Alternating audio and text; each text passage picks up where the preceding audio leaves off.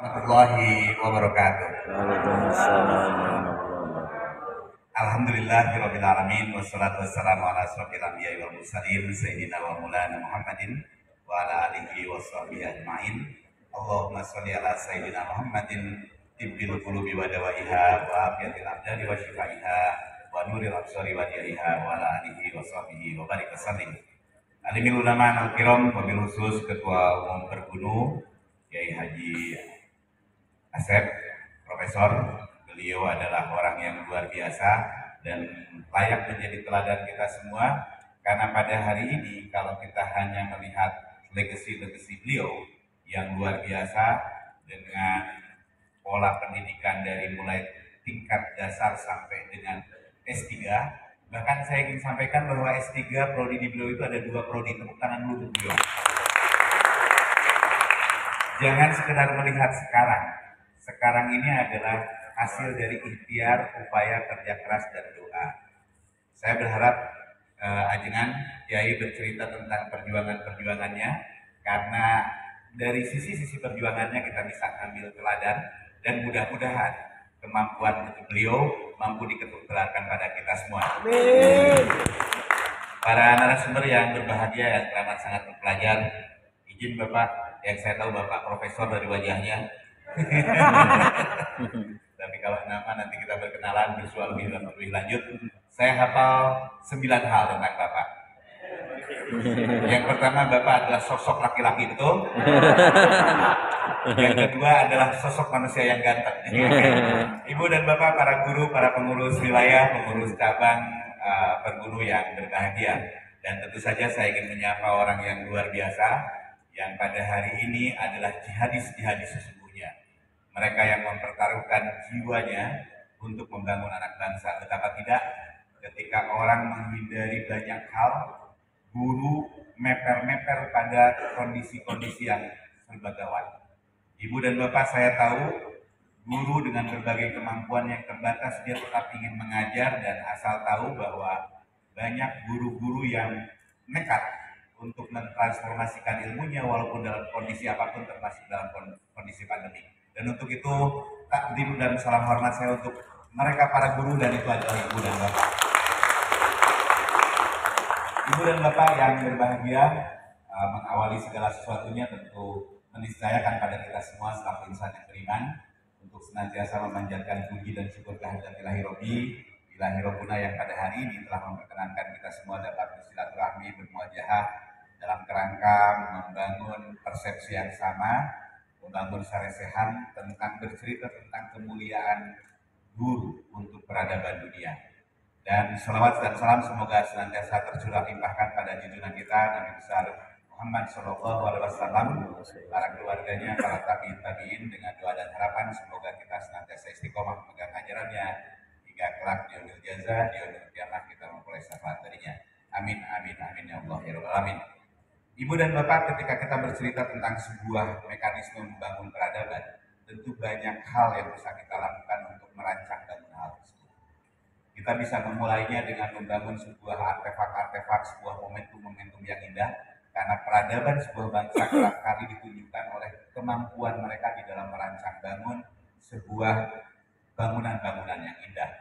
Uni Emirat Arab terkenal dengan Khalifah Burujnya dan lain sebagainya. Ketika kita masuk ke Mesir, kita menyebut bahwa daerah mereka adalah daerah yang penuh dengan peradaban, karena ditemukan ada Sphinx, ada piramida.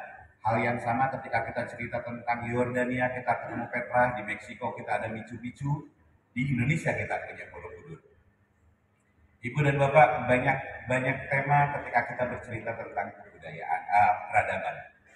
Tetapi ketika kita mencoba menilik bersama, pembangunan ekonomi tentu adalah bagian dari peradaban juga.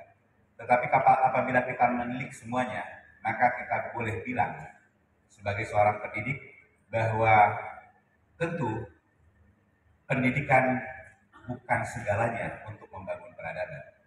Saya ulang, pendidikan, sumber daya manusia bukan segalanya dalam membangun peradaban, tetapi segalanya bukan menjadi apa-apa tanpa pendidikan. Hari ini saya bertemu dengan orang-orang yang tengah membangun pendidikan. Dan pendidikan itu adalah sesuatu hal yang substantif. Paling tidak ketika kita mencoba melihat atau mendengarkan pengalaman-pengalaman bangsa lain, katakanlah saya sebut sebagai bangsa Cina, mereka menyebut secara sederhana tentang kesejahteraan. Mereka menyebut apabila engkau ingin berkesejahteraan selama tahunan, maka tanamlah padi. Apabila engkau ingin berkesejahteraan dalam puluhan tahun, maka tanamlah pohon. Tetapi kalau engkau ingin berkeadaban, berkesejahteraan selama berabad-abad, maka tanamlah orang. Menanam orang tentu saja harus memahami siapa itu orang, siapa itu manusia. Dalam tema yang lain secara kontekstual, kita pernah memiliki diajarkan kaidah yang sangat sederhana, man arafa nafsahu faqad arafa rabbahu.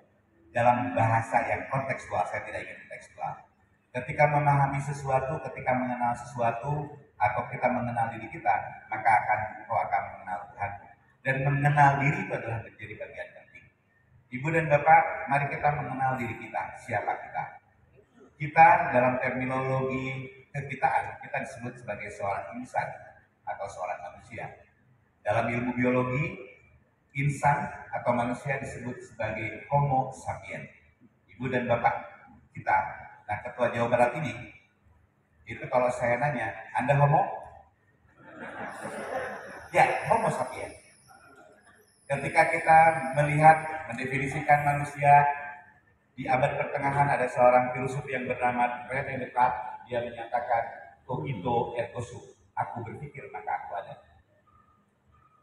Kitab-kitab hasanah-hasanah klasik menyebut bahwa manusia adalah al-insan hayawan natik, bahwa sesungguhnya manusia itu adalah hewan yang berakal.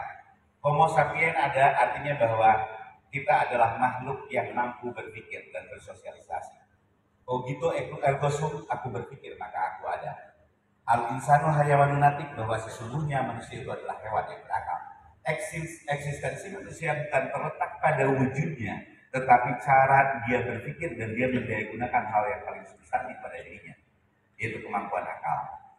Kemampuan akal, ibu dan bapak, tentu harus diungkit dan diangkat. Dan caranya adalah dengan proses pembelajaran. Dan guru pada posisi ini adalah yang selalu mendampingi proses pembelajaran agar dia dapat belajar dengan baik. Ada kaidah yang menyebut bahwa dari hidup kita belajar dan dari belajar kita hidup. Tetapi tanpa pendamping yang benar, maka boleh jadi kita akan belajar terhadap hal-hal yang salah. Ibu dan bapak, peran dan posisi guru ini substantif. Bahkan kalaulah kita mencoba menyandarkan diri kita pada kekinian, guru itu adalah orang yang teramat sangat berat. Betapa tidak sebelum orang lain, sebelum siswa-siswa kita mengenal LMS, sebelum mengenal Google Meet, sebelum mengenal banyak hal, itu guru harus mendahului. Dan saya ingin memberikan apresiasi buat kiai kita. Beliau adalah orang yang mengajarkan kitab-kitab klasik dengan cara-cara modern. Anak saya walaupun sudah alumni, izin beliau tetap santrinya kiai. Beliau selalu memantau Instagram setiap pagi untuk mengaji. Kemampuan guru untuk senantiasa beradaptasi dengan dinamika zaman itu harus menjadi ciri utama kita. Izinkan ibu dan bapak saya menyampaikan satu pesan moral bahwa berhentinya proses belajar bagi seorang guru, berhentinya belajar bagi seorang guru sesungguhnya adalah kematian yang hakiki bagi seorang guru tersebut. Hari ini ibu dan bapak, ada orang yang menyebut secara sederhana begini. Dari dulu agama diajarkan masuk ke dalam ruang-ruang rumah kita, relung-relung jiwa kita, selalu menggunakan teknologi, ibu dan bapak. Dulu Wali Songo masuk menjadi bagian masyarakat, mengajarkan Islam melalui teknologi yang paling mutakhir yang disebut dengan wayang. Wayang saat itu ada yang menyebut bahwa wayang bukan budaya muslim, ya nggak apa-apa, silahkan saja. Tetapi wayang saat itu digunakan sebagai media untuk pembelajaran. Berikutnya ibu dan bapak, pada saat ini kita menggunakan teknologi kekinian. Ada Instagram, ada YouTube, ada TikTok sebagai bagian dari kita untuk menyelaraskan kehidupan apa yang kita ajarkan dengan dinamika Saya ingin menyampaikan Ibu dan Bapak kemampuan adaptasi. Karena saya juga punya kaidah, saya diajar oleh banyak orang. Ceritanya sangat sederhana Ibu dan Bapak, dan itu mengenai Ibu dan Bapak dan profesinya. Bahwa orang yang terpelajar hanyalah pemilik masa lalu. Saya ulang, orang yang terpelajar hanyalah pemilik masa lalu. Orang yang terus belajar yang akan menjadi pemilik masa depan. Dan itu adalah para guru. Belajar terhadap sesuatu yang hal yang kontemporer kekinian menjadi hal yang niscaya. Izinkan saya menyebut salah seorang filosof peneliti yang kerap kali teorinya kita tolak, yang bernama Charles Darwin. Tetapi kita pun diajarkan untuk makola wala tantur makola. Ketika ada sesuatu hal yang baik, kenapa kita tidak ambil gitu ya. Dia pernah menyatakan satu hal yang sederhana, bahwa seluruh spesies di dunia ini akan punah. Seluruh tanpa istisna.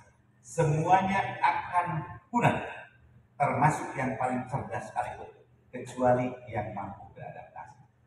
Jadi Ibu dan Bapak, kalau kita tidak ingin punah, maka kita harus beradaptasi. Profesi guru kita ingin bertahan, maka kita harus beradaptasi dengan berbagai kondisi-kondisi kontemporer. Berikutnya, Albert Einstein pernah menyebut bahwa orang yang paling cerdas di dunia ini bukan orang yang pandai berhitung dengan cepat, orang yang mampu menghafalkan jutaan rumus, tetapi orang yang mampu beradaptasi. Orang yang pintar adalah orang yang mampu beradaptasi. Selanjutnya, Sayyidina Ali Karramallahu wajhah dalam metodologi pendidikan, beliau pernah menyampaikan, ajarilah anak-anakmu sesuai dengan zamannya, sebab zamanmu berbeda dengan zaman anak. Bagaimana kemudian kita melulu menjadi bagian dari sebuah dinamika zaman untuk menggerakkan sebuah zaman. Sebuah pepatah Sunda, izin seorang Sunda menyebut bahwa ketika hidup kita ingin bermakna, termasuk seorang guru ketika ingin bermakna, maka dia harus hidup ngindung ka waktu, ngabapa ka zaman, ngikelan zaman, terungikul ke zaman. Jangan khawatir, saya terjemahkan. Kalau Anda ingin menjadi seseorang yang bermakna, termasuk ketika profesi kita menjadi guru, maka kita harus beribukan waktu, berayahkan zaman, menari bersama zaman untuk kemudian mengarahkan